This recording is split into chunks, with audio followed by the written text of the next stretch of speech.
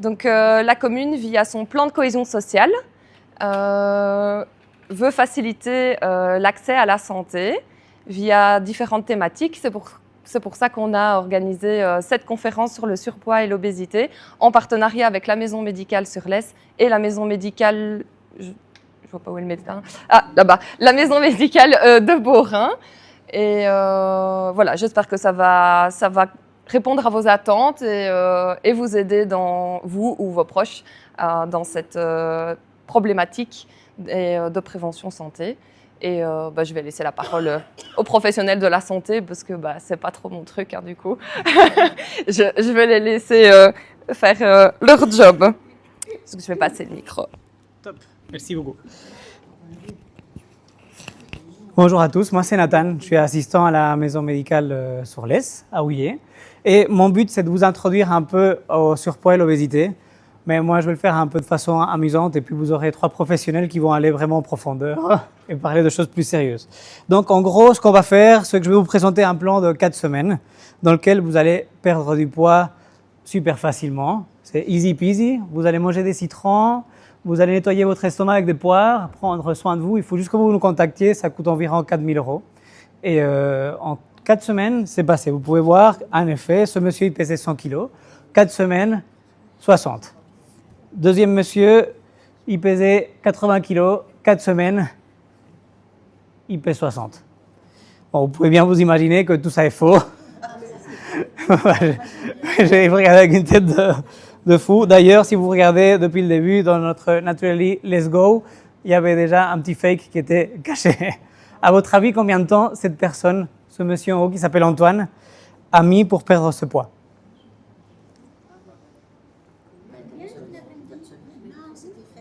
Ah oui, c'était faux.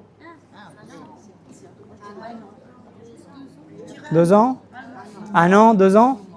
Mais je propose que vous y réfléchissez un peu et on va avancer un peu plus. En gros, ce monsieur, il s'appelle Antoine. C'est un patient que j'ai eu il y a 6 mois qui est venu en consulte en me disant « Moi, en fait, j'ai quelques bourrelets d'amour et j'aimerais bien avoir une tablette de chocolat. » Et en gros, il voulait perdre du poids. Il se trouvait qu'il était un peu en surpoids. Et il n'arrivait pas à s'en sortir tout seul. Donc, il est venu nous demander de l'aide. Et je vais vous expliquer un peu comment on a fait. La première question que je vais vous faire, c'est combien de temps de sport, combien d'heures de sport vous pensez que par semaine, Antoine a fait pour passer de ça à ça, à votre avis? Ah, on ne m'entend pas très bien. Ah, je suis désolé, je vais essayer de parler plus fort. À votre avis, combien de temps il a vraiment mis, combien d'heures par semaine de sport il faisait? 2? Quelqu'un dit plus? 4 heures. Quelqu'un dit plus de 4 heures? 1 heure par jour. Toi, tu dis combien? 1 heure par jour. Ouais. En gros, Antoine, il faisait 4 heures. Et est-ce qu'il faisait surtout, il courait, il nageait, il faisait du cardio? Ou est-ce qu'il faisait de la musculation, de la gonflette? Cardio? Qui dit cardio? Vous pouvez lever la main. Qui dit de la gonflette? Ok, quand même plus de gens pour la gonflette. Ben, il faisait du HIIT. Je ne sais pas si quelqu'un sait ce que c'est le HIIT. Maud va vous expliquer ce que c'est tantôt dans sa présentation. Le lundi et le jeudi pendant 1 heure et il faisait 2 heures de musculation par semaine. Et ce qui était intéressant, c'est qu'Antoine, en fait, n'a fait que 3 exercices de musculation pendant les 6 mois qu'il a mis pour perdre du poids. Et il a fait qu'un exercice de HIIT, toujours la même préparation, pendant 6 mois. En fait, je trouvais que c'était intéressant de vous faire une petite BD pour expliquer comment était la vie d'Antoine avant et qu'est-ce qui a fait qu'il ait perdu du poids. En fait, Antoine, avant, il avait du mal à se réveiller le matin. Le réveil sonnait à 7h30, mais en fait, il devait être au boulot à 8h. Donc, vite, il se douchait, il partait et il allait directement sur son fauteuil du bureau. Donc, pas de petit-déj. Il était au bureau, mais Antoine, c'était vraiment le travailleur, il voulait être le travailleur du mois. Et le problème, c'est que du coup, il ne se levait pas. De 9h à 14h, il restait assis sur son bureau. Et ça a l'air d'être une connerie, mais il y a plein de boulots où il y a beaucoup de gens qui restent assis sans bouger. Et il voulait vraiment être le chef. Vous voyez, il parle au téléphone avec son chef. « Oui, chef, t'inquiète pas, je vais bosser pendant 4 heures non-stop. » Et il était l'employé du mois. Il faut lui dire, c'était un très bon bosseur, mais il restait assis de 9h à 14h. Et le problème, c'est que quand on ne prend pas le petit-déj, il est 3h de l'après-midi, ben, on a un petit creux, on commence à gargouiller. Et du coup, bam, ça devient compliqué. Et du coup, le problème, c'est que si on n'a pas pu manger depuis le matin, il ne faut pas croire qu'on va manger une salade, qu'on va manger même une assiette avec du poulet ou autre chose. On s'achète le sandwich à côté parce que Antoine, c'est l'employé du mois. Il n'a pas le temps d'aller faire des courses. Il n'a pas le temps de se préparer quelque chose à la maison pour manger. Et il va à la sandwicherie du coin, il s'achète un sandwich américain préparé. Et en plus, il adore la mayo, donc il demande d'avoir une dose supplémentaire de mayo. Et le problème, c'est qu'il mange tellement vite, parce qu'il veut rester l'employé du mois, qu'il a encore faim et il mange une part de tarte. Et quelques heures plus tard, il commence à s'endormir et il se dit, bon, tant pis, là, j'ai assez travaillé, je vais aller faire du sport. Du coup, il se dit, bon, allez, j'ai rien fait de ma journée, j'étais très active, je vais faire du sport pendant 1 heure pour me dépenser.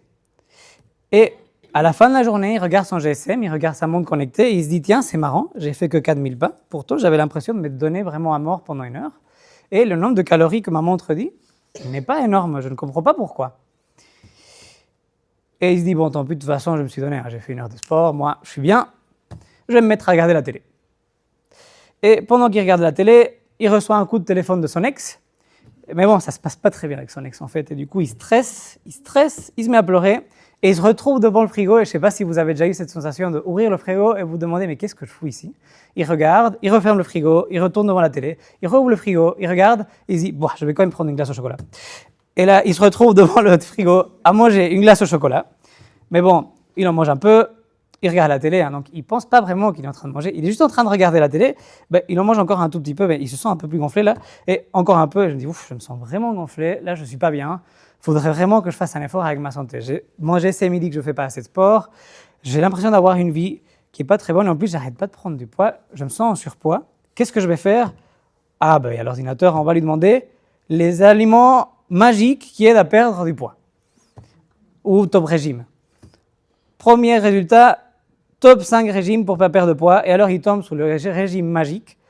Pendant 1 semaine, il va manger de la salade sans huile d'olive, sans vinaigre, sans sel, rien. Juste une salade verte sur l'assiette. Ah oui, entre autres, il a trouvé notre super plan à 4 000 €, fake. Mais qui est hyper, il marche super bien. En 4 semaines, vous avez bien vu, on perd 40 kilos. Hein. Fake.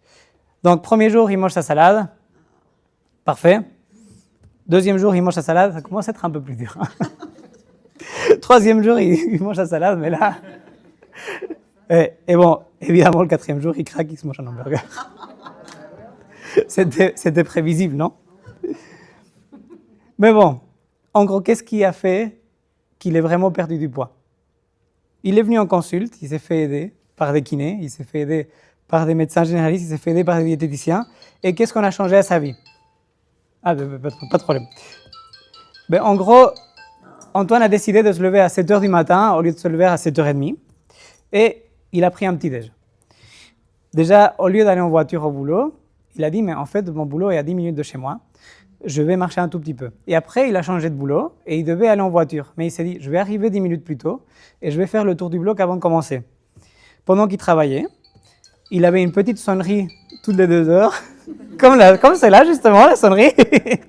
Il n'y a pas de problème, ne vous inquiétez pas. Et toutes les 2 heures, il se disait, va marcher, ça fait 2 heures que tu es assis. Et du coup, il faisait juste le tour du bloc. Et après, en fait, il s'est rendu compte qu'en marchant et en faisant sa pause et en prenant le petit-déj le matin, il était déjà beaucoup plus efficace dans sa journée. Donc, il n'était plus l'employé du mois, il était l'employé de l'année. Et en plus de ça, il faisait les courses le soir. Donc, il a commencé à se ramener à manger dans des Tupperware. Et non seulement il se ramenait à manger pour midi, parce qu'il mangeait plus tôt, mais qu'en plus, à 16 heures, il prenait une collation.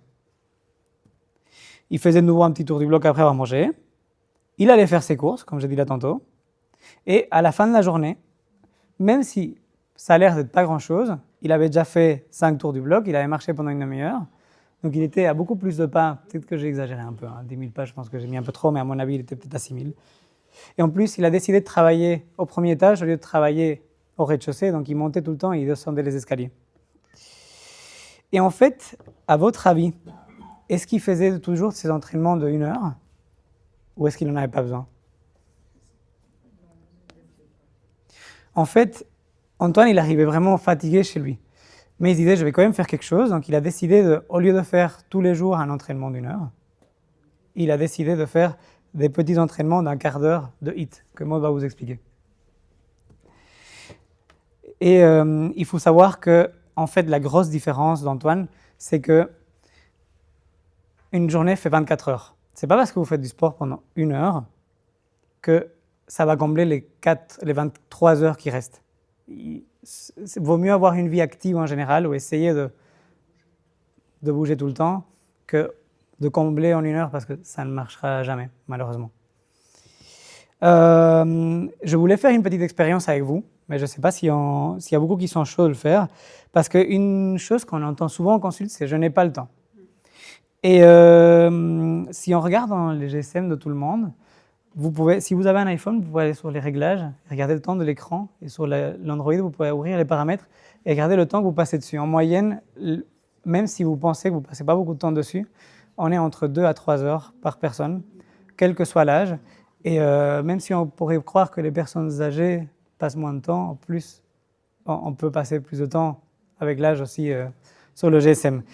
Du coup, on ne peut pas dire que c'est le temps qui nous manque parce qu'on passe beaucoup de temps devant ce petit écran à tourner comme ça avec nos doigts. Et ce serait peut-être une bonne idée au moins faire un tour du bloc au lieu de prendre notre GSM. Et maintenant, comme il a quand même eu une bonne journée, il se dit là, je suis réalisé, je ne me sens pas gonflé, je me sens bien, je vais regarder la télé. À savoir qu'en fait, Antoine se sent beaucoup mieux dans sa peau parce qu'il a commencé à perdre du poids. Donc il est plus tout seul à regarder la télé, il est avec sa copine. Et ils se disent, j'ai quand même envie de manger un morceau de chocolat, mais cette fois, ils n'ont pas été devant le frigo, ils se sont dit, allez, on a envie de quelque chose de sucré, mais on va se contenter d'un morceau de chocolat noir, 75%. Mais entre eux, ils se posent quand même des questions, parce que malgré ça, leur alimentation n'est toujours pas l'idéal. Donc, cette fois, ils vont de nouveau voir sur Internet, et ils se disent, je vais chercher une diététicienne autour d'Ouillet. Et ils tombent sur le profil de Sixtine Mignot. Et ils l'appellent. Parce qu'ils n'arrivent pas. Et Sixtine Mignot leur explique comment avoir une assiette avec des protéines, des féculents et des légumes de façon équilibrée, un quart, 2 quarts. Et à votre avis, combien de temps il a vraiment eu besoin, Antoine, pour perdre du poids? En fait, oui, je l'ai dit, c'est vrai que j'aurais peut-être pas dû.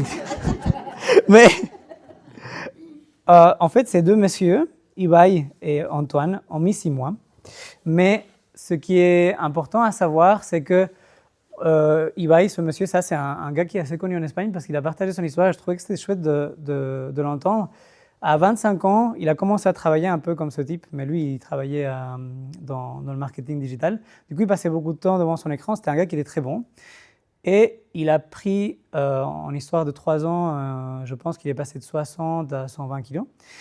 Et il a vraiment perdu le poids en 6 mois. Il a eu un bypass, donc il s'est fait opérer. On lui a enlevé une partie de son estomac et on l'a reconnecté de façon à qu'il perde du poids. Mais ce qu'il faut savoir, c'est que 6 mois, c'est le temps que tout le monde a vu. Il a commencé à perdre du poids physiquement, mais c'est une préparation. Ça a mis plusieurs années, plusieurs essais de perdre du poids avant qu'il le fasse vraiment. Parce que le processus psychologique qu'il y a derrière ne se fait pas en une fois et il faut essayer. Et après, à la fin, il a réussi. Mais comment est-ce qu'il a réussi? Il s'est fait aider par des coachs sportifs, il s'est fait aider par des diététiciens, il s'est fait aider par des médecins. Et lui, c'est la même chose. En fait, Antoine, depuis ses 15 ans, il avait toujours eu un bidou. Il avait toujours eu un excès de poids. Il avait essayé une quinzaine de fois de faire des régimes hyper stricts. Et en fait, à chaque fois, il avait un effet rebond. Mais à la fin, il s'est fait aider, ou il a pris les bonnes... il a suivi des bons conseils. Et en plus, il a fait les choses petit à petit. Parce qu'au final, tous ces régimes magiques de 4 semaines ne marchent pas. Il faut avoir un changement dans notre vie qu'on peut maintenir. Non. Et il faut du coup peut-être commencer par changer la glace du soir et prendre un morceau de chocolat à la place, noir, ou changer petit à petit les repas, mais on ne sait pas faire le tout en une fois. Voilà, donc moi je vais passer la parole à Sixtine, qui est diététicienne à Dinan et en Haye. Désolé, mais je ne sais jamais prononcer en Haye. Ok, bonsoir à tous, merci d'être présents. Merci à Maud et Nathan de l'invitation. Moi, je m'appelle Sixtine, je suis diététicienne donc à Dinan et à Haye, avant à Borin. Mais voilà, je ne suis plus, mais je suis quand même un peu dans la région de temps en temps. Mon travail, c'est essentiellement l'alimentation. J'entendais dans le public là maintenant la différence entre diététicienne et nutritionniste. Oui, il y en a une. Moi, je suis diététicienne nutritionniste, donc ça c'est le titre officiel de mon diplôme. Et la différence entre une diététicienne et un nutritionniste tout court, c'est l'accès à la profession, tout simplement. L'accès à la profession. Donc il faut être diplômé diététicienne ou sien pour pouvoir se dire diététicien, nutritionniste. Vous avez envie d'être nutritionniste demain, vous pouvez l'écrire sur votre porte demain. Voilà, donc il faut faire attention à qui on s'adresse. Je ne dis pas que les nutritionnistes ne sont pas capables et pas compétents, il y en a beaucoup, mais il y a aussi pas mal de vendeurs de poudre de perlimpinpin et voilà, donc c'est important. C'est quand même mieux de le savoir. Oui, c'est bien de le savoir, effectivement. Voilà. Quelqu'un qui a été voir une nutritionniste. Oui. Et alors, elle m'avait expliqué à l'époque, j'étais une collègue de travail, et pour essayer de perdre du poids. Et ça fonctionnait bien. Nutritionniste, je ne dis pas. Aujourd'hui, je me dis, mais c'est quoi la différence? Ouais, la différence, c'est le diplôme. Il y a un diplôme pour être diététicien, c'est des études de 3 ans, et donc c'est un bac, quoi. Voilà. Nutritionniste, si vous avez envie de faire une petite formation de 12 heures, eh bien, vous êtes nutritionniste demain. Maintenant, il y a des médecins nutritionnistes aussi qui ont donc un diplôme en plus. Donc voilà, il y a des nutritionnistes très compétents, mais pas tous. Voilà. Alors, donc, je suis ici pour parler du surpoids et de l'obésité. L'obésité, on le définit entre autres, pas que, mais avec l'indice de masse corporelle. L'indice de masse corporelle, c'est votre poids sur votre taille au carré en mètres, kilos par mètre carré. On va définir un surpoids au-dessus de 25 kilos par mètre carré, une obésité au-dessus de 30, obésité morbide supérieure à 40. Voilà, alors est-ce que le BMI est un bon indicateur? Oui, mais pas tout à fait. Ça donne une bonne idée sur la corpulence d'une personne. Maintenant, on n'a pas la composition corporelle en masse musculaire, masse grasse, et on peut avoir des personnes avec un BMI de 25 ou 26-27 qui sont en très bonne santé. Donc il ne faut pas rentrer à chaque fois dans une case. Maintenant, ça donne quand même une bonne indication, et surtout, c'est des critères qui sont utilisés aussi pour notamment des remboursements. Par exemple, on parlait d'un bypass, etc. C'est des critères qui sont utilisés pour voir si on a le droit à ce remboursement-là ou pas. Donc voilà, il y a d'autres critères. Ça peut être le tour de taille, ça peut être aussi des comorbidités associées à l'obésité. Mais donc le BMI est quand même vachement utilisé. Alors, donc, on parle souvent du poids avec ce qu'on mange et ce qu'on dépense, donc l'activité physique et ce qu'on fait rentrer en fait et ce qu'on fait sortir entre guillemets. Il n'y a pas que ça, il y a énormément de facteurs qui vont déterminer le poids. Ça peut être des facteurs génétiques, on n'est pas tous composés de la même façon. Va y avoir l'âge, le sexe, la taille, ce sont des facteurs qui vont déterminer le poids. Il y a aussi des facteurs de santé, par exemple le stress. Les hormones, problèmes de thyroïde, problèmes de cortisol avec l'hormone du stress, etc. C'est des facteurs qui vont favoriser une prise ou une perte de poids, ou en tout cas empêcher une perte de poids. La prise de médicaments, certains médicaments vont augmenter l'appétit, etc., donc vont augmenter le poids. Le sommeil aussi, très important. Et puis l'alimentation et la mauvaise alimentation, évidemment, aussi. Alors, qu'est-ce que c'est qu'une alimentation qui est associée à un surpoids ou une obésité? Ça va être souvent donc déjà un déséquilibre de la balance énergétique, donc un apport plus important en calories que ce qu'on dépense en termes d'énergie.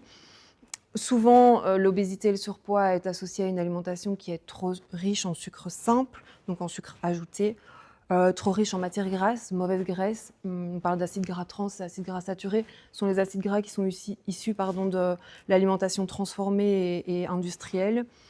Une alimentation transformée, ultra transformée de l'industrie. Une alimentation pauvre en sucre complexe et pauvre en fibres aussi. Et donc, une alimentation déstructurée. Nathan parlait tout à l'heure de la personne qui ne mange pas le matin avant 15 heures, etc. Tout ça, c'est des facteurs qui vont aussi influencer le poids au niveau de l'alimentation. Et le comportement alimentaire, Nathan aussi en a parlé, avec l'émotion, on se retrouve devant le frigo, qu'est-ce que je vais manger, je me sens pas bien, etc. Donc ça, ce sont des comportements alimentaires qui vont aussi influencer éventuellement un problème de poids et d'obésité. La sédentarité, j'en parle pas trop, parce que je pense que Maud va en parler, l'activité physique, mais évidemment la sédentarité aussi influence le poids. Alors, qu'est-ce que c'est qu'une alimentation saine et équilibrée? Je pense qu'il y a beaucoup de gens qui ne connaissent déjà pas la base, c'est-à-dire la pyramide alimentaire. Celle-ci, c'est la nouvelle version 2025 de Food in Action. Est-ce que vous la connaissez d'abord? Non? Vous ne connaissez pas la pyramide alimentaire? Donc, la pyramide alimentaire, le principe, c'est qu'au plus vous montez dans la pyramide, au moins la famille alimentaire doit être importante et présente dans l'alimentation. Mais vous voyez que toutes les familles ici, excepté une, elles sont collées ensemble. Pourquoi elles sont collées? Parce qu'on a besoin de toutes les familles alimentaires pour être en bonne santé et dans notre alimentation de tous les jours. Et puis, il y a la petite pointe là-bas tout en haut qui est dissociée du reste, c'est les crasses, hein, l'alimentation transformée, les boissons sucrées, les charcuteries, les snacks, etc. Elle n'est pas collée à la pyramide parce que c'est une famille alimentaire dont on n'a pas besoin dans la vie de tous les jours. Alors, je sais qu'on en a besoin parfois psychologiquement, mais en termes de santé, ce n'est pas un besoin. Quelques recommandations clés en lien avec la pyramide alimentaire au niveau de votre alimentation. Donc déjà, avoir une bonne hydratation. Il y a beaucoup de mes patients qui me disent « je ne bois pas assez, je sais, je ne bois pas assez d'eau, etc. » Donc une bonne hydratation, c'est vraiment la base. C'est 1,5 litre à 2 litres d'eau par jour, bien sûr, d'eau, pas de soda ou de jus de fruits. On parle de l'eau. Consommer des fruits et des légumes tous les jours, c'est 2 fruits par jour et 300 grammes de légumes répartis sur toute la journée, de saison et variés. Consommer des aliments sources de fibres alimentaires. En Belgique, on a une consommation de fibres alimentaires assez catastrophique. Les fibres sont super importantes dans la santé. Donc les fibres, c'est ce qu'on retrouve dans les légumineuses. Est-ce que vous savez ce que c'est les légumineuses? Donc les lentilles, les pois chiches, les haricots rouges, etc. Les céréales complètes, les fruits et les légumes. Alors, donc en termes de protéines, limiter sa consommation de viande rouge. On recommande 300 grammes maximum par semaine par personne et essayer de trouver les protéines dans d'autres sources de protéines, notamment la volaille, les œufs, le poisson qu'on oublie parfois, les produits laitiers. Et puis, éviter les aliments industriels et transformés, préférer le fait maison et le plus frais possible et de saison. On recommande aussi de consommer des fruits à coque et des graines qui sont sources de matières grasses essentielles. Donc, évidemment, pas les crack à nuts, hein, donc les fruits à coque et les graines non sucrées et non salées. Et alors, limiter sa consommation de sucre ajouté. Pas sa consommation de sucre, on a le sucre naturellement présent dans les fruits, par exemple, dans les féculents avec les glucides complexes. Donc ici, je parle bien des sucres ajoutés. Enfin, bouger, évidemment, bouger de manière quotidienne avec une activité sportive hebdomadaire, éviter les régimes restrictifs, Nathan l'a bien dit, structurer son alimentation, donc vraiment avoir une hygiène de vie et au niveau de l'alimentation assez stable. Et alors, évidemment, prendre du plaisir de manger, parce que manger, ça fait quand même trop plaisir et il ne faut pas l'oublier. Il ne faut pas manger de la salade tous les jours, Nathan l'a dit aussi tout à l'heure. Alors, je termine juste par ça. Les solutions miracles, je ne savais pas que Nathan allait en parler autant, mais donc... voilà. Alors, les solutions miracles, j'ai vraiment que ça en consultation quand j'ai des patients qui viennent pour perdre de poids. J'ai déjà essayé de perdre du poids, j'ai fait un régime hyperprotéiné, j'ai fait un régime cétogène, j'ai fait Weight Watchers, enfin voilà, il y a plein de choses. Coupe-faim, maintenant il y a aussi la mode de ces nouveaux médicaments coupe-faim, Mounjaro, Wegovy, etc. Est-ce que c'est une solution à long terme? Je ne suis pas sûre. Alors, déjà, les régimes restrictifs, non, clairement, parce que, comme je disais tout à l'heure, il y a le psychologique qui joue aussi. Si on s'interdit de manger des choses qui nous font plaisir, à long terme, on craque. Les médicaments miracles comme Wegovy, Mounjaro, je ne dirais pas que ce n'est pas une solution, c'est un coup de pouce. Mais ce qui est hyper important et qu'il faut vraiment remettre je pense, en priorité en consultation et dans la prévention de la santé, c'est que si les bases ne sont pas saines, à long terme, le poids, il va reprendre de plus belle, vous allez perdre du poids. Et reprendre ce poids-là si vous ne changez pas vos habitudes de manière profonde et pérenne. Et en plus, le fait de faire yo-yo avec son poids déstabilise complètement votre métabolisme et ce sera de plus en plus difficile de perdre du poids après parce que le poids que vous reprenez, c'est de la masse grasse, pas de la masse musculaire, etc. C'est un cercle vicieux. Donc, essayez d'avoir les bases saines, une bonne hydratation, une bonne alimentation, bouger, c'est important. Et puis, si vraiment ça peut faire un petit coup de pouce et aider, oui, il y a d'autres solutions, mais voilà, la base doit être là. Voilà, j'ai fini. Merci pour votre attention. Si vous avez des questions, il y a un petit espace questions-réponses tout à l'heure, donc vous n'hésitez pas. Donc, je vous présente le docteur Laurent Arjamar, qui est cardiologue à Borin et à l'hôpital Saint-Luc-Bouge. C'est ça? Exact. Ah, voilà. Exact. Bonsoir à tous. Moi, j'ai une présentation peut-être un peu plus rébarbative et peut-être un peu plus incisive aussi. S'il y a de la non-compréhension, vous n'hésitez pas à lever la main. Toutes les questions sont bonnes, c'est important. Il n'y a pas de problème. Alors, je vais d'abord commencer par ma présentation par vous poser une question. À votre avis, quel est le mammifère donc terrestre, pas marin, hein, le mammifère terrestre le plus endurant? Exactement, c'est l'homme.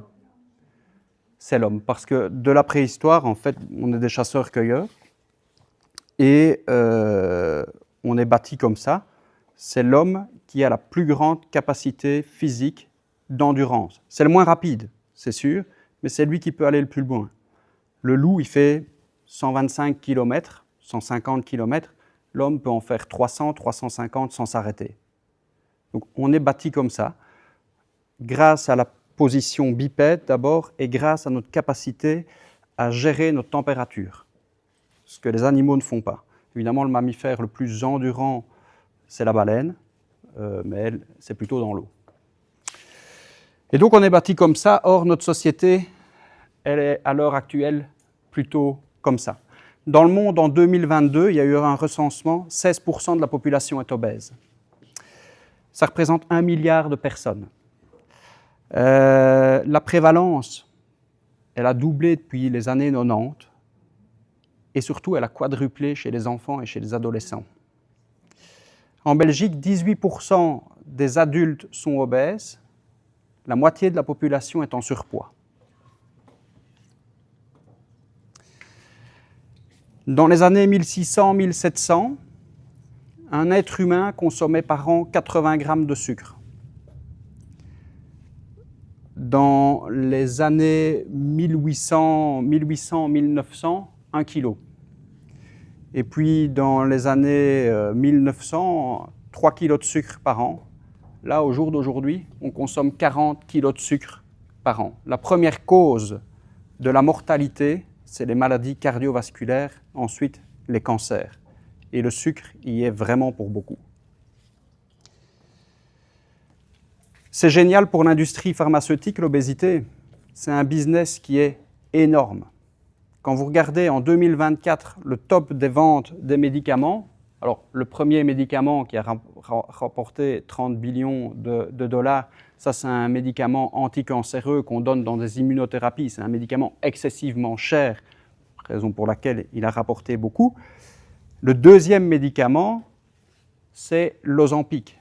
L'Ozempic qu'on donne en fait, outre le diabète, on le donne aussi pour l'obésité, pour couper la faim. C'est d'une rentabilité redoutable. Ça fonctionne super bien. Alors les gens ne mangent plus rien, ils perdent du poids. Par contre, on constate maintenant que quand ils l'arrêtent 6 mois après, ça revient. Donc il y a 2 médicaments contre l'obésité, en fait, dans le top 10 des ventes, Ozempic et Mounjaro. Alors, il faut mêler l'obésité, et l'obésité c'est un tout, c'est à mêler avec tous les facteurs de risque cardiovasculaire. Si vous êtes obèse et en plus que vous fumez, rien que par le tabac seul, en fait, en dessous de 50 ans, vous avez 5 fois plus de chances de faire un infarctus que quelqu'un qui ne fume pas. Souvent, les gens obèses vont commencer à être hypertendus, ça aussi c'est un facteur de risque cardiovasculaire à part entière. et puis ils sont souvent aussi diabétiques. Ça augmente le risque cardiovasculaire, et puis ils ont souvent du cholestérol. Il ne manque plus qu'à avoir les antécédents familiaux, on a le combo. Hein. Donc c'est presque 100% de risque cardiovasculaire, AVC ou infarctus. Alors l'obésité, je vais plutôt parler d'obésité parce que la surcharge pondérale, c'est un peu un entre-deux. L'obésité, c'est quand même quelque chose d'assez difficile pour nous à gérer. D'une part, par les pathologies qui sont associées, et elles sont multiples. C'est en fait un syndrome, ce qu'on appelle le syndrome métabolique, c'est de multiples comorbidités, en fait. Et pour moi, surtout en cardiologie, en fait, par la difficulté technique qu'un patient obèse représente. Je vais m'expliquer. D'abord, les comorbidités. C'est un peu le serpent qui se mord la queue. Quand on est obèse, on va devenir hypertendu. On va souvent avoir un syndrome des apnées du sommeil, puisque le ventre va comprimer les poumons et le cœur, et donc il y a beaucoup de syndromes d'apnée du sommeil. Le syndrome d'apnée du sommeil, c'est un énorme pourvoyeur de mortalité cardiovasculaire. Parce qu'en plus de l'hypertension, le syndrome des apnées du sommeil développe de la fibrillation auriculaire. La fibrillation auriculaire, c'est une arythmie cardiaque qui provient des oreillettes, c'est une contraction anarchique des oreillettes. Et quand on a une anarchie dans les oreillettes, le risque, c'est de faire un caillot dans les oreillettes. Et quand le cœur se remet dans un rythme normal, le caillot, boum, il monte. La première localisation où il va, c'est dans le cerveau. Et donc, ça provoque des AVC. L'obésité, à cause de la compression, et il faut savoir aussi qu'un patient obèse est beaucoup plus inflammatoire. Donc, si on est plus inflammatoire, on a beaucoup plus une coagulation qui est beaucoup plus activée. Et par la compression au niveau abdominal, le sang stagne et donc on est beaucoup plus à risque de faire des phlébites. Et quand un caillot d'une phlébite part, il va dans les poumons et provoque une embolie pulmonaire. Vous savez que l'embolie pulmonaire, c'est un danger aussi.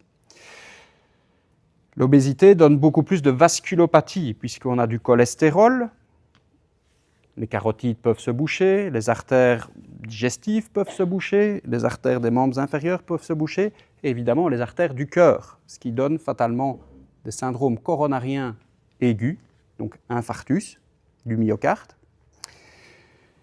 et qui sont pourvoyeurs d'une grande quantité d'insuffisance cardiaque. Donc l'insuffisance cardiaque, c'est une défaillance de la pompe cardiaque suite à un événement, soit par exemple un infarctus, soit à une pathologie virale, soit par exemple aussi à de l'hypertension. C'est pour ça qu'on traite de manière incisive l'hypertension. Donc ça, c'est tout ce que les comorbidités peuvent donner chez l'obèse. Alors je vais passer aux difficultés techniques. Ça d'abord, c'est donc l'échographie de droite. Donc ça c'est un cœur, hein. Vous voyez bien le cœur, c'est une échographie que j'ai faite hier. On distingue bien en fait très facilement, ça c'est chez un patient mince, on distingue bien le ventricule gauche, le ventricule droit, l'oreillette droite, l'oreillette gauche. C'est facile à voir. Ça c'est une échographie de la semaine dernière chez un patient obèse, je vois rien. C'est très simple. Oui, ok, c'est le ventricule gauche, mais l'oreillette gauche, voilà, c'est de l'à peu près, quoi. Je sais pas. Ici, le blanc au-dessus? Oui. Oui, oui, oui. Oui, il y a un certain médium à passer, évidemment. Oui. Pire que ça, moi, je suis plutôt cardiologue, donc plutôt interventionnel. Et donc, je suis amené à traiter l'infarctus en urgence. Hein. On traite l'infarctus maintenant de manière percutanée avec des stents. Donc, comment on fait une coronarographie? C'est sous rayon X. On va injecter via un cathéter qu'on rentre dans l'artère radiale, par exemple, un produit de contraste pour mouler les artères. Ça, la coronarographie de droite, c'est chez un patient mince.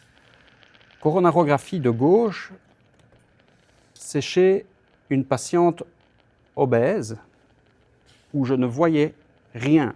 Donc pour l'anecdote et la petite histoire, une dame de 39 ans, tabagique, 160 kg, qui fait son infarctus devant sa gamine de 10 ans, réanimée en salle d'opération, je n'avais tellement pas de support pour travailler, je ne voyais tellement rien que mon tube de radioscopie a surchauffé. Donc ça fait des rayons partout dans la salle pour la patiente, mais pour le personnel aussi. Ça m'a pris 3 heures pour essayer d'aller déboucher ces artères et 3 séances d'ostéopathe parce que je me suis bloqué les cervicales. Non, mais c'est réellement ce qui se passe. On est dans une autre médecine, une médecine beaucoup plus complexe. Ici, je vous montre les scanners. Ça, c'est une dame chez qui j'ai remplacé la valve aortique. Donc maintenant, pour remplacer les valves aortiques, on peut aller par les aines. Vous voyez ici une coupe, ça coupe au niveau des fémurs. On fait toujours un scanner pour voir si on va savoir passer la valve. Ici, je vous montre là au-dessus, le petit rond, là, ça c'est l'artère fémorale. Donc c'est ça qu'on va aller ponctionner pour rentrer la valve. La taille de la valve, c'est mon petit doigt. Donc il faut quand même que la ponction elle soit correcte parce que après, si on doit fermer, ça peut, en 30 secondes, si on ne sait pas bien fermer, c'est terminé. Mais vous voyez quand même qu'il y a une distance de 7 cm à passer. Il faut déjà une bonne grosse aiguille. Alors ça, c'est justement la ponction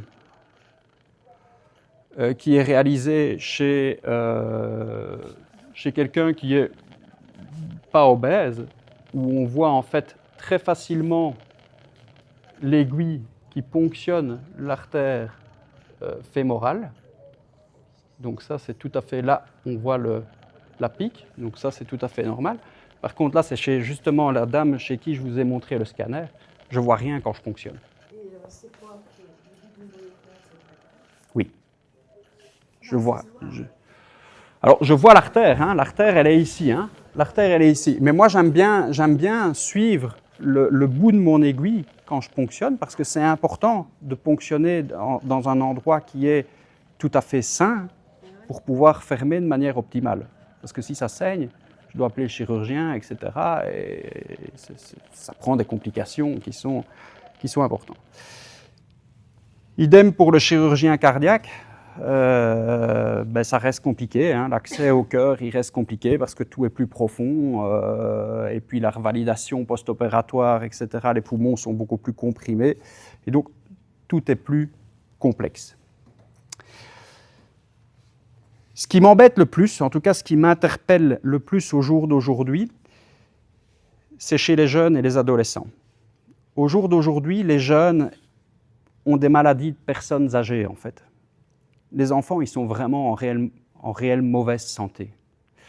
Premier constat, c'est qu'un enfant en surpoids ou obèse entre 6 et 11 ans se battra dans 66% des cas toute sa vie contre le surpoids. Ça, c'est un premier fait. Deuxième fait, suivant une étude qui date de 2023 d'un journal célèbre en médecine, c'est le New England Journal of Medicine, pour les enfants de 6 à 11 ans, tous ceux qui sont en surpoids, 66% font un accident cardiovasculaire avant 30 ans. La première cause de mort avant 30 ans, c'est l'infarctus du myocarde. Je pense que c'est nécessaire de le savoir quand même. On va avoir des malades chroniques, non pas à 50 ans, mais à 30 ans. C'est ça l'avenir. Le diabète de type 2, c'était à 50 ans avant. Maintenant, c'est à 16 ans qu'on en voit. La dépression, c'est à 11 ans que ça commence. Donc, je pense qu'il faut vraiment qu'on en prenne conscience, nous, mais aussi que notre État en prenne conscience. Et je pense que la seule chose qui permet de lutter contre ce phénomène, c'est l'activité physique. Parce que l'activité physique améliore l'état mental, social, psychique. Et là, il est temps de se réveiller parce que la santé, c'est ce qu'il y a de plus cher dans la vie. On a beau être riche, si on n'est pas en bonne santé, on n'en profite pas. Il y a une chouette association belge pour l'étude sur l'obésité parce que, en fait, ça a quand même été désigné comme une priorité en matière de soins de santé pour la période 2022-2024 ou 2025. Ce n'est pas encore pris dans les statuts du gouvernement, mais c'est vraiment une nécessité que de prendre à bras-le-corps le problème de l'obésité. Alors, ce n'est pas facile parce qu'on n'a pas toutes les explications non plus. C'est une maladie qui est encore assez mal comprise. Pour beaucoup de praticiens et pour beaucoup de médecins, on a une vision simpliste de l'obésité. Mange moins, bouge plus. C'est un peu facile à dire, mais on n'a pas encore considéré qu'il y avait probablement un gros terrain génétique, un terrain environnemental et une histoire, hein. Il y a aussi l'influence du microbiote intestinal. D'ailleurs, il y a une grosse équipe là, de l'UCL à Bruxelles qui travaille sur le microbiote intestinal et qui a une grosse influence sur l'obésité. Je ne vais pas rentrer dans les détails parce que j'en connais pas plus. Et puis dans nos sociétés aussi, il y a, je trouve, une grosse problématique de, entre guillemets, la grossophobie et qui est clairement une stigmatisation sociale majeure. Vous dites à quelqu'un qui est gros tout le temps, ben, il y a un cercle vicieux qui s'installe et c'est très difficile. Donc je pense qu'il faut voir les choses de manière autre. Et ce qui est important, c'est d'informer et d'éduquer avec un dépistage précoce. Et donc en conclusion, je pense que chacun doit être responsable un petit peu de sa santé et sans avoir une place pour la culpabilisation, ça c'est important. Le plus important au jour d'aujourd'hui, c'est d'éduquer les jeunes et les faire bouger. Il y a moins de morts dans le sport, même si c'est systématiquement médiatisé, que chez les sédentaires. Voilà, je vous remercie pour votre attention. Donc oui, moi je suis kiné. Ce que je travaille beaucoup en séance avec les patients, c'est le mouvement actif des exercices. Donc j'en ai déjà eu certains qui venaient justement pour retrouver un corps où ils se sentent bien, donc pour perdre du poids, pour avoir moins mal. Et donc on fait beaucoup ça à la maison médicale Douillet avec mon collègue Guillaume et aussi les autres kinés, Valentine et Marine. Et donc là, je vais commencer vous expliquer quelques chiffres que Laurent a déjà évoqués. C'est qu'en Belgique, la moitié des gens est en surpoids, donc au-dessus de 25 kg par mètre carré, le BMI de ce que Sixtine expliquait tantôt, et 18% souffrent d'obésité. Alors, l'activité physique modérée à intense diminue le risque de mortalité chez les obèses de 21%, comparé aux obèses inactifs. Donc ça veut dire que même si on est obèse, le fait de bouger, ça diminue vachement le risque d'avoir une maladie, même si on est toujours en surpoids ou obèse, quoi.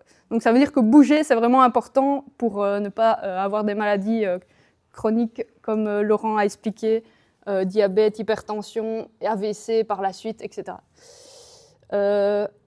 Donc voilà, on va parler du mouvement comme allié santé sur du long terme.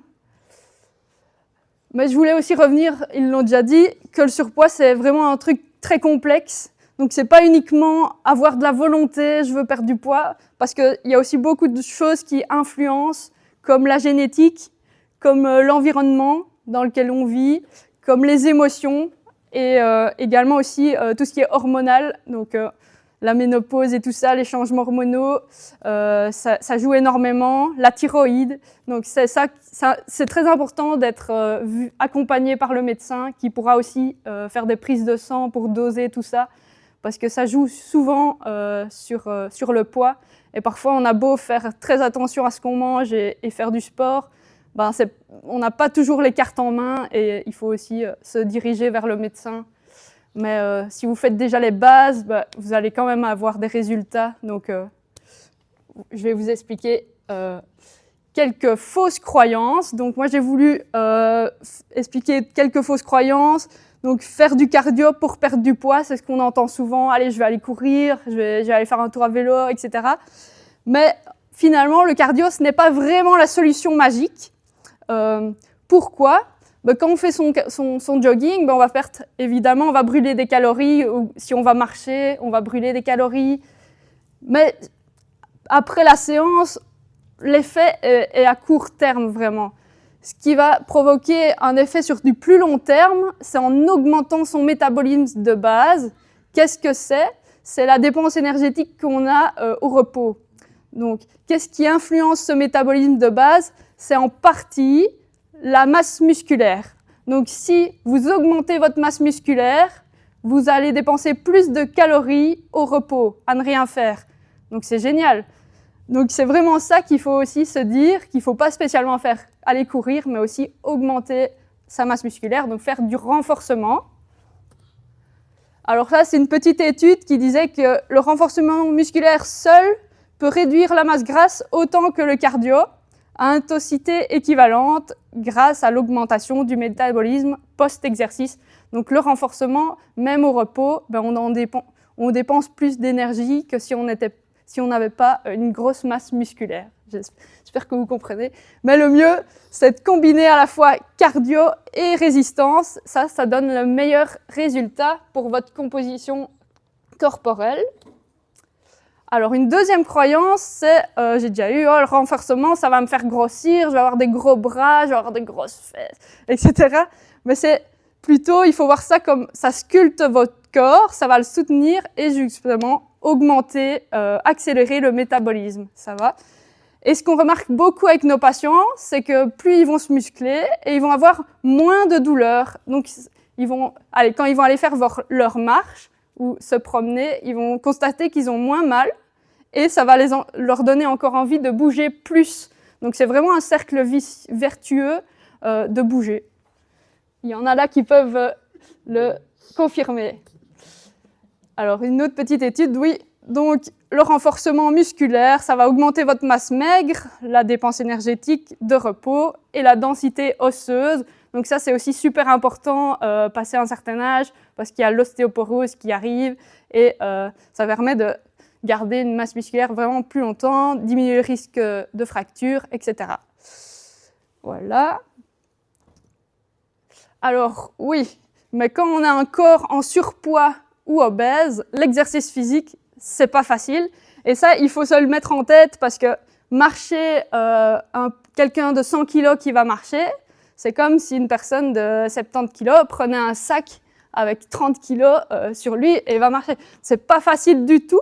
Donc, il faut vraiment pas se comparer l'un à l'autre. Si votre voisin dit « Oh, j'ai été marcher 10 km », il faut pas se comparer au voisin parce que vous allez, si ça tombe, dépenser plus de calories. L'effort sera plus dur si vous allez marcher 3 km. Donc, c'est vraiment, il faut pas se comparer. Et la marche, pour quelqu'un qui est déjà obèse, c'est déjà un exercice physique difficile. Donc ça, c'est très important de se le mettre en tête et de ne pas regarder les jeunes athlétiques qui vont courir et se culpabiliser. Ça va ? Quel sport faire ? Donc, les activités physiques les plus adaptées au début, quand on veut se remettre en mouvement, c'est vraiment tous les sports qui sont portés. Donc, ça va être la natation dans l'eau avec... on porte moins son corps dans l'eau. Le vélo, j'ai mis le kayak parce qu'il y a les kayaks à Houillet.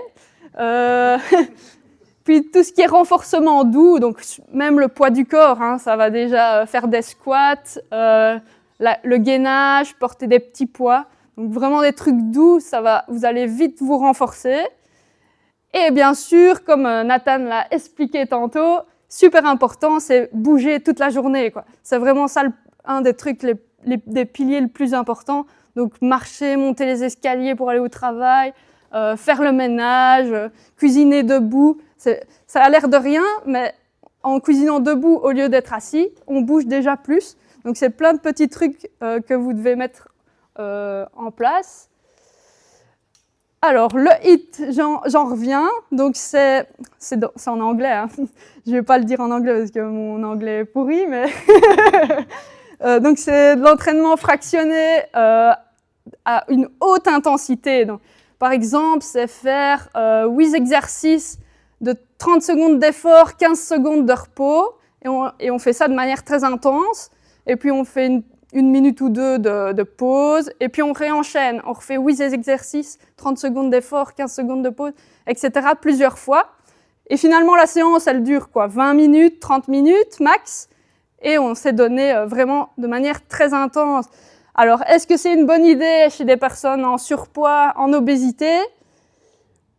Pas vraiment. Pas au début, en fait. Donc, c'est un très bon outil, mais au début, ce qu'on va faire, c'est surtout que les gens refassent des exercices pour se muscler, pour retrouver une endurance de fond, donc aller marcher, refaire des exercices doux. Et par la suite, ça sera un très bon outil. Mais si on le fait trop vite dans la prise en charge, on risque de provoquer des douleurs, déjà, c'est pas gai, enfin, c'est intense. Donc, quand on commence de zéro, c'est pas facile. Donc, on risque aussi de rendre la personne, elle va se dire, oh, je ne suis pas forte, oh, c'est dur, c'est pas pour moi. Donc, on commence toujours par des trucs doux pour remuscler le corps, de l'endurance aussi, aller marcher. Et puis, petit à petit, crescendo, étape par étape, on arrive vers du HIIT. Mais après, c'est pas un outil où il faut absolument le faire. La meilleure chose, c'est faire du sport de manière douce et régulière. Et puis après, si on sait, on peut aller vers le HIIT. Voilà, c'était ça que je voulais expliquer. Et donc là, c'était une petite étude qui disait que des adultes obèses suivant un programme de HIIT ont perdu presque autant de poids que ceux qui faisaient un entraînement continu. Mais le HIIT a apporté une amélioration cardio-respiratoire. Donc voilà, les effets sont plus ou moins les mêmes. Le fait que ce soit plus intense, ça travaille aussi vachement le cardio. Donc c'est là qu'on voit une différence au niveau de l'appareil cardio-respiratoire. Une autre croyance, c'est un peu comme les régimes. On se dit, allez, je fais régime pendant 1 mois et puis c'est bon. Avec le sport, parfois c'est pareil. Allez, je fais du sport pendant 1 mois, ça va aller mieux. Et puis finalement, après, on arrête. Ou on s'inscrit à la salle de sport, chez Basic Fit. Et puis, hop, après 1 mois d'abonnement, on n'y va plus. C'est pas comme ça que ça marche. C'est comme l'alimentation, le sommeil, c'est un mode de vie. Il faut le faire au quotidien.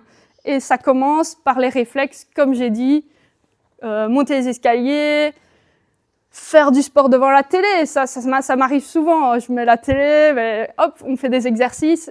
C'est bête, mais c'est très important. Enfin, c'est vraiment très utile de faire ça. Et puis, marcher en sonnant à son copain, au lieu de rester assis et de parler avec tante Jeanne, prenez le téléphone, hop, vous allez marcher pendant que vous êtes au téléphone avec votre ami, votre tante. Pareil, repasser, comme j'ai dit, on peut le faire assis, mais pourquoi pas le faire debout, hop, tac, tac, tac. Et faire les courses. Au lieu de faire peut-être 1 fois les courses toutes les 2 semaines, prenez moins d'affaires et allez faire les courses plus souvent. Ça peut être aussi une idée pour bouger plus. Donc voilà. Ouais, donc une autre étude qui disait que toute activité compte, donc il ne faut pas minimiser des petits trucs comme monter les escaliers, jardiner, faire le ménage, parce que mis tout ça bout à bout, c'est vraiment super bien pour votre santé cardiovasculaire et métabolique. Donc j'arrive à ma conclusion. Donc les points clés à retenir, c'est que le mouvement, c'est un outil thérapeutique. Le muscle, c'est vraiment la clé du métabolisme de base. Le cardio et le renfort, c'est complémentaire, ça va ensemble. Les sports portés, ça protège et ça permet d'être plus régulier. Donc, comme j'ai dit tantôt, le vélo, la natation, ce qui est bien en étant sporté, c'est qu'on aura moins de douleurs le lendemain, en général, moins de traumatismes musculaires, moins de contractures, comme il n'y a pas de choc, etc. Et l'activité physique, donc c'est un mode de vie, c'est au quotidien, tous les jours, il faut bouger. Et ça commence par les gestes de départ, comme se déplacer, monter les escaliers. Voilà, c'est les 6 points clés de ma présentation.